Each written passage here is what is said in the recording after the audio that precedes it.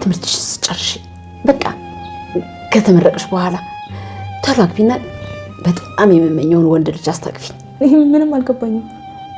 ምን እንዲያለው ክምሬ እኮ ነው። ደረጃም ቢሆን ይፈልጋል። ይኸውልሽ በቃ ቶሎ አግቢና እሱም በጣም የሚመኘውን ወንድ ልጅ አስታቅፊኝ። ግድ የለሽም እንዲች ብለሽ አትነኪም። እኔ ራሴ ነኝ የማሳድግልሽ። እንዴ ማዬ እኮ ቀላል ነገር አይደለም። እኔ ደግሞ በቃ እንደ እናቴ የተሳካ ትዳር እንዲኖር ነው የምፈልገው። ስለዚህ አስቢበትን ማግባት ነው የምፈልገው። አስቢበታ እንድታስቢበት እኮ ልምነግርሽ የእኔ ቆንጆ። ደግሞ ይኸውልሽ ከተመረቅሽ በኋላ የራስሽን ነገር እንሰጥሻለን። ቆንጆ ቤት ይገዛልሻል፣ መኪና ይገዛልሻል፣ መቋቋሚያ ይሰጥሻል። ሙች እውነቴን ነው። ምንም ነገር አይጎልብሽም። አንቺ ብቻ ቆንጆ ወንድ ልጅ አስታቅፊ። ባልኬት መጠን ማዬ እና ደግሞ ታውቂያለሽ እኔ ናታን ነበር ማግባት የምፈልገው።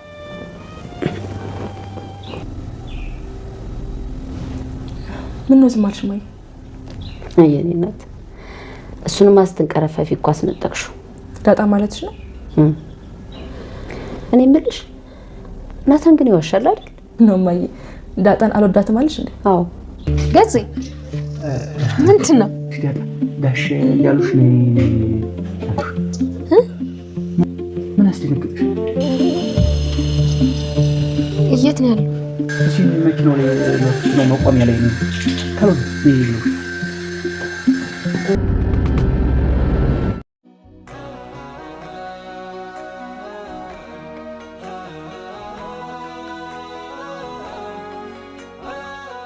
አቶ ደረጀ ለልጅ ዳጣ ቃል በገባላት መሰረት በልደቷ ቀን ሰርፕራይዝ አደረጋት። የእናቷን ማንነት ሲነግራት ዳጣ ስትሮጥ እናቷ ጋር ሄዳለች። አቶ ደረጀም ይሄንን ቀደም ብሎ ለሰላም ልጇን ተዘጋጅታ እንዲጠብቅ አስጠንቅቋታል።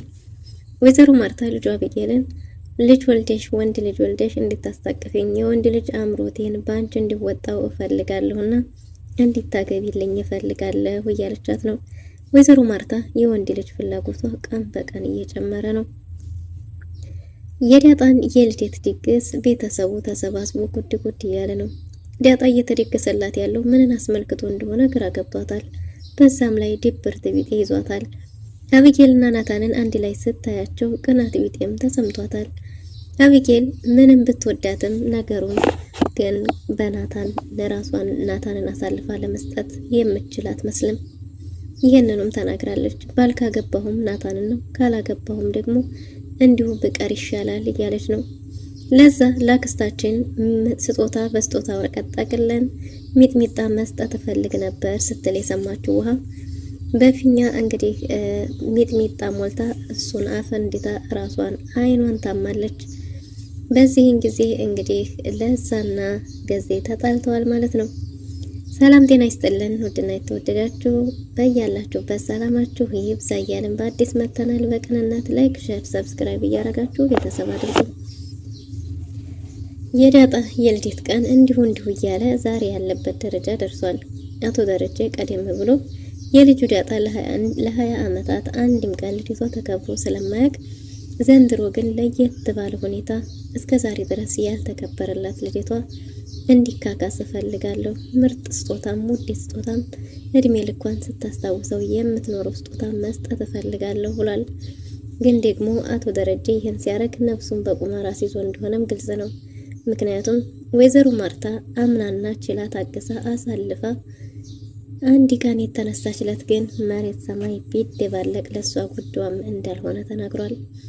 ስለዚህ አሁን ልጇ የዳጣና ሰላም እንደሆነችና ዳጣ ደግሞ የአቶ ደረጀ ልጅ እንደሆነች ባወቀች ጊዜ ምን ሊፈጠር ይችላል የሚለውን ቀድሞ ገምቶታል። ብትገለኝም ሞቴ ነው፣ ብትለየኝም ሞቴ ነው፣ ለኔ ሁለቱም ሞት ነው ይላል አቶ ደረጀ። ግን ደግሞ ይሄ እውነት የሚጠፋ የሚረሳ ከስሞ የሚቀር የሚደብስ ሳይሆን ሁሌም እየጎላ የሚወጣ ስለሆነ ቢያንስ አንድ ጉዴል ላቅል የሚል ደረጃ ላይ ደርሷል። ግን ደግሞ ወይዘሮ ማርታ ዳጣ የሰላም ልጅ እንደሆነችና የዳጣ አባት አቶ ደረጀ መሆኑን ካወቀች ወንዱ ልጅ የማን እንደሆነ ለመገመት ያን ያህል የሚከብድ አይደለም። ግን ደግሞ ወይዘሮ ማርታ ለሰላም እንደ እናትም እንደ እህትም እንዲያሰሪ ሳይሆን እንደ ቤተሰብ ብዙ ነገር ስትሆንላትና ብዙ ነገር ስታረግላት በዛ ላይ ደግሞ ከዛ ቤት እንድታርፍ የራሷ ስራ የራሷ ህይወት እንዲኖራት ስትጥርና ስታስብላት ስትጨነቅ የነበረች አንድ ሴት ከባሏ ጋር ማቅጣ 2 ልጅ አላት ቢባል ማን ያምናል? በዛ ላይስ ደግሞ ለወይዘሮ ማርታ ስሜቱ ምን ሊሆን ይችላል? ይህ ነገር አቶ ደረጀን ሰላም ነስቶታል። ልጆቹ ምንም ጥፋት ባይኖርባቸውም ግን ደግሞ እሱ በሚስቱ ላይ ያደረገው ስህተት እጅግ በጣም እየቆጨው ሁሌ በጸጸት እየተገረፈ ዛሬ ያለበት ደረጃ ላይ ደርሷል። አቶ ደረጀ ወንድ ልጅ ስላለው እጅግ በጣም ደስ ብሎታል። አቶ ደረጀ የመጣበት መንገድ ልክ አይሁን እንጂ ወንድ ልጅ በመኖሩና ልጁን አቅፎ ባጫወተው ጊዜ ግን ፊቱ ላይ ብርሃን ይታይ ነበር። ያ ማለት በልጁ ፈገግ እያለ እጅግ በጣም ደስተኛ ነበር። ግን ልጁን ሲያቅፈው ተስፋ የቆረጠ ምናልባትም ከዚህ ስወጣ ምን ሊገጥመኝ ይችላል? የመጨረሻ አቅፌ ሊሆን ይችላል። ግን ደግሞ አባትህ ተገዶ የተወለድክ ልጅ ነህ ብለሽ ንገሪልኝ ብሎ ለሰላምም መልእክት አስቀምጧል። ሰላም ይህን ባላት ጊዜ አቶ ደረጀ እየተሰናበታት ስለመሰላት እንዴ ጋሼ ምን እያልክ ነው? ምን ለማለት ፈልገህ ነው ብለው ነበር። አቶ ደረጀም ሰላምን ማርቲን ካንቺ የበለጠ ማንም ሊያውቃት አይችልም። እናም እንግዲህ አሁን ከዚህ ስወጣ ወይም ደግሞ ዳጣ ያንቺ ልጅ እንደሆነች ባወቀች ጊዜ ምን ሊፈጠር እንደሚችል መቼም አተሹ አይደለም አይደል? ስለዚህ ሰላም ማርቲን ባጣም ሞቴ ነው፣ ብትገለኝም ደግሞ ሞቴ ነው። ማርታ ይሄንን ባወቀች ጊዜ ምናልባት የፈላ ዘይት፣ ምናልባት የፈላ ውሃ፣ ምናልባትም ደግሞ ፍቺ የሆነ ነገር ልታደርግ ማረጓ ግድ ነው። እናም እንግዲህ ይሄ ነገር ለኔ ሁለቱም አንድ አይነት ሞት ነው ብሏል። ግን ደግሞ የፈለገ ነገር ቢሆንም ልጄ በዚህ መልክ እየተሰቃየች ላያት አልፈልግምና እውነቱን ነግራታለሁ፣ ጊዜው አሁን ነው እያለ ነው። በዛ ላይ ሰላምን ብትሆን ውጥረት ውስጥ አስገብተዋለች። ትነግራታለህ አትነግራትም? የምትነግራት ከሆነ ንገራት፣ የማትነግራት ከሆነ ደግሞ እኔ ራሴ እነግራታለሁ እያለች በተደጋጋሚ ታስጨንቀዋለች። እናም እንግዲህ አቶ ደረጀ እባክሽ አንቺ አትንገሪያት፣ ከኔ ከራሴ እነግራታለሁ። በዛ ላይ ደግሞ እንደ ቀልድ አድርጌ አዋዝቼ እንጂ ልጄ ድንገት ይሄን ነገር ከሰማች ምን ልትሆን እንደምችል ከባድ ነው እያለ ነው አቶ ደረጀ። እናም እንግዲህ ሰላምን ብትሆን ልጇን ሁልጊዜ ጥያቄውን በጥያቄ እየመለሰች የእሷን ስቃይ እያዩ መኖር ከብዷታል። ምናልባትም መጠየቅም ሆነ መወቀስ ካለብኝ በወንዱ ልጅ እንጂ በእሷ ምንም ልወቀስም ሆነ ምንም ጥፋት የለብኝም። ያን የሆኑ ልጄ ያለችበትን ቦታ ብታሳውቁኝ፣ ልጄን ከጎኔ ባትነጥቁኝ ይህ ሁሉ ነገር አይፈጠርም ነበር። ስለዚህ ለዚህ ሁሉ ተጠያቂዋ እኔ አይደለሁም እያለች ነው ሰላም። ወይዘሮ ማርታ ጥርጣሬው ቢኖራትም ግን ደግሞ አቶ ደረጀን በግልጽ አንተ እንዲህ ነህ ብላ መናገር አልፈለገችም እንጂ በዙሪያዋ የሚያንጃብበው ወዳጅ ዘመዱ የሚያወራው ጆሮ ዳባ ልበስ ብላ ትዳሯን ላለመፍታት፣ ቤተሰቧን ላለመበተን፣ ልጆቿን ያለናት ያለባት ላለማሳደግ ጆሮዋን ባልሰማ እያሳለፈች እንግዲህ ዛሬ ደርሳለች። ግን ደግሞ አሁን ላይ የመጨረሻ ደረጃው ደርሷል። የዳጣ ልደት እየተደገሰ ነው። የዳጣ ልደት በራሱ ለወይዘሮ ማርታ አንድ ምላሽ የሚሰጥ ይመስላል። ምክንያቱም ዳጣ በቅጡ ልደቷ መች እንደሆነ ሳታውቅ 2 ሰዎች ግን ደውለው ለወይዘሮ ማርታ ልደቷ እንደሆነ አብስረዋታል። ወይዘሮ ማርታ በዚህም የተነሳ ዳጣን ጠርታ ጠይቃት ነበር። ልደትሽ መች ነው? መች ነው የተወለድሽው? ስንትስ ዓመትሽ ነው ብላ በጠየቀቻት ጊዜ ምናልባት 2021 ግን ደግሞ እርግጠኛ አይደለሁም፣ እርግጠኛ ሆኜ አላቀውም ብላለች። ለሌላ ሰው የነገርሽው አለ የልደትሽን ቀን ብላት ነበር። እሷም አይ እኔ ለማንም አልተናገርኩም፣ ምናልባት ብናገርም ደግሞ ትክክለኛውን ቀን ስለማላቀው ዋሽቼ ይሄን ቀን ልል እችላለሁ። እኔ ራሴ ትክክለኛ የተወለድኩበትን ቀን አላውቀውም ብላለች። ወይዘሮ ማርታ ከዚህም የሆነ ምላሽን ያገኘች ትመስላለች። ግን ደግሞ ቢሆንም ወይዘሮ ማርታ እጅግ በጣም አስተዋይ፣ ታጋሽ፣ ተርባባ፣ ለቤተሰቧ ያላት ፍቅር ህይወቷን በብልሃት እንጂ በጉልበት የማታምን ግን ደግሞ ይህን ሁሉ ችላ አሳልፋ ሲነሳባት ማንም የማይበግራት በጣም ጠንካራና ለቤተሰቧ፣ ለትዳሯ፣ ለልጆቿ ሟች የሆነች እናት ናት። ለቤተሰቧ ይጠቅማል ወይም ደግሞ ይሄ የተሻለ ነው ብላ ካሰበች ምንም ነገር ልታደርግ ትችላለች። ለዛም እንግዲህ ናታንን አብረው ስለኖሩ እንግዲህ ናታን ደግሞ ወደዚህ ቤት ከመጣ ጀምሮ ሞዴሉ ያደረገው አቶ ደረጀን ስለሆነ ብዙ የጸባይ በፊት ካለው ስነ ምግባር የበለጠ በስነ ምግባር የታነጸው እዚህ ቤት እንደመጣ እንደሆነ ስትናገር ይሰማል። ይሄ ምንድነው? አቶ ደረጀ ለቤተሰቡና ለቤቱ ታማኝ ባል፣ ለሚስቱ ታማኝ ባል፣ ለቤተሰቡ ደግሞ ሟች ነውና ስለዚህ ናታን ናታንን የቀረጽከው አንተ ነህ። ናታን እኮ እዚህ ቤት ሲመጣ ያን ያህል እስከዚህም ነበር። አሁን ግን እዚህ ቤት ከመጣ በኋላ እጅግ በጣም አስተዋይና እሱን ያገባች ሴት እድለኛ ናት ብላለች ወይዘሮ ማርታ።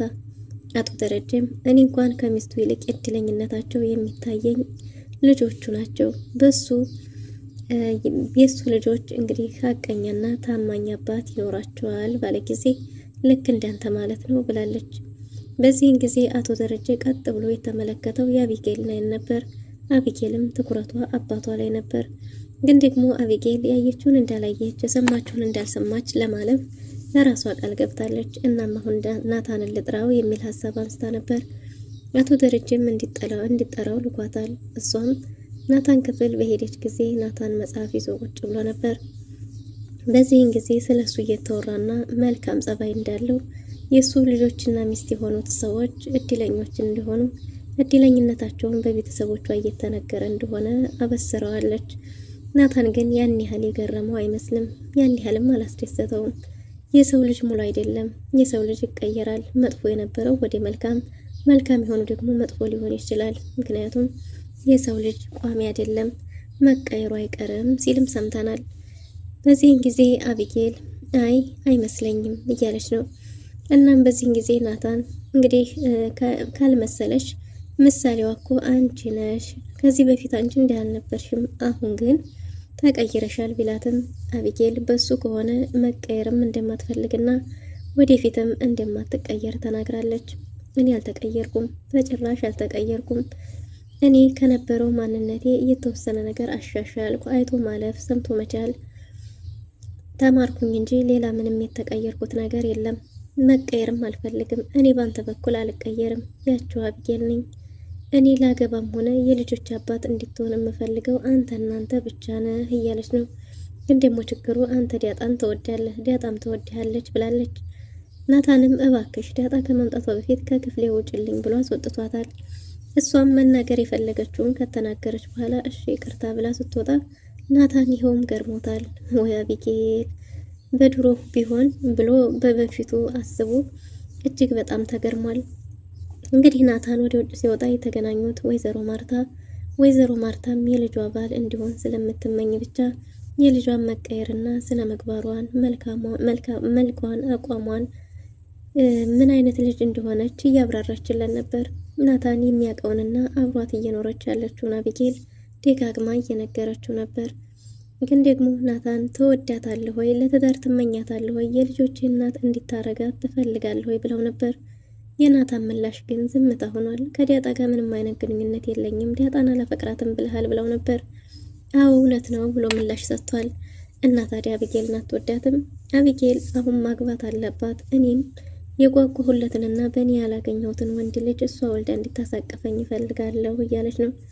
ናታን የሚለው ቢያጣ እንዴ አሁን እኮ ማንም ሰው ቢሆን ወልዶ ልጁን ሊሰጥ አይችልም።